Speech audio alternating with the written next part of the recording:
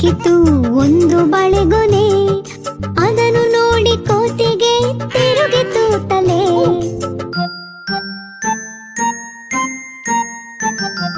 ಥಟ್ಟನೆ ಕೋತಿ ಬಾಳೆಹಣ್ಣುಗಳನ್ನು ಬಿಡಿಸಿ ಅಲ್ಲಿ ಇಲ್ಲಿ ಇಲ್ಲಿ ಅಲ್ಲಿ ಎಸೆಯಿತು.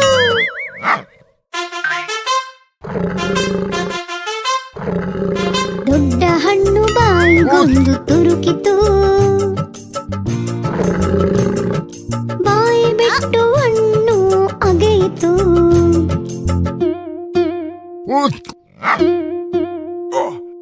ಒಂದು ಚೂರು ಗಂಟಲಿನೊಳಗೆ ಸಿಕ್ಕಿಕೊಂಡು ಮುಖವು ನೀಲವಾಯಿತು. ಕರಡಿ ಅಣ್ಣನು ಕೋತಿರಾಯನಿಗೆ ಒಂದು ಲಾತು ಕೊಟ್ಟು ಹೀಗೆ ಹೇಳಿದನು.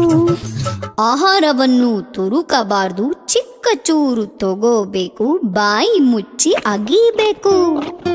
ಆಹಾರವನ್ನು ತುರುಕಬಾರ್ದು, ಚಿಕ್ಕ ಚೂರು ತಗೋಬೇಕು, ಬಾಯಿ ಮುಚ್ಚಿ ಅಗೀಬೇಕು.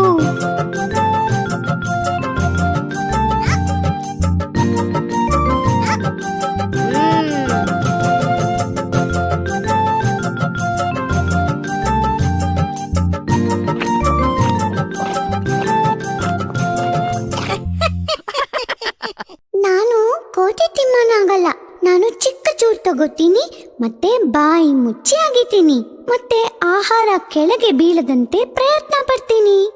ನೀವು ನಿಮ್ಮ ಆಹಾರ ಹೇಗೆ ತಿನ್ನುತ್ತೀರಿ?